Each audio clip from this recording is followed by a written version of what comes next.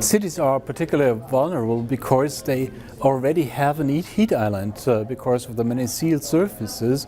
They store heat at daytime, so at nighttime they are much warmer than the surroundings. So climate change is already real in the cities because of this urban heat island. If there is now global warming, then this is an add-on and it exacerbates the heat load of the people there, and if you have a heat wave, then this is a big problem for the cities.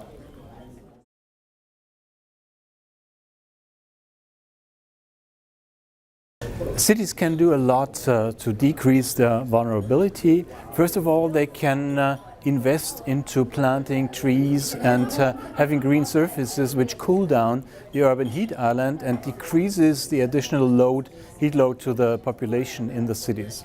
The second important thing is to have drainage systems which are fit for the future, which means fit for more intense precipitation, which we have to expect. This is one of the major problems for the city, to get rid of these large amounts of water.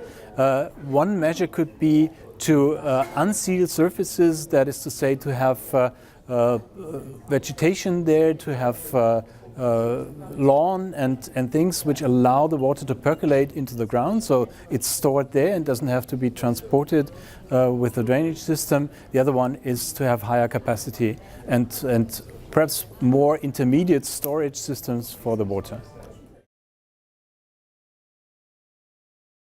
I think this publication of the Geneva Association on the warming oceans is really important because it's rather the warming of the sea surface which creates problems in the future than just the warming of the air.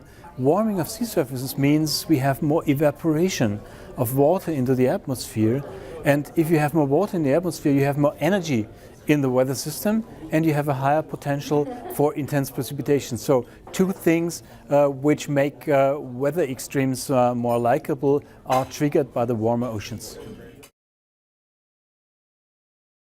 We in the insurance industry have built up a lot of expertise, both on the hazard side. We know in which regions things are changing, where we see more of these extreme events, but we also know about the vulnerabilities of building structures.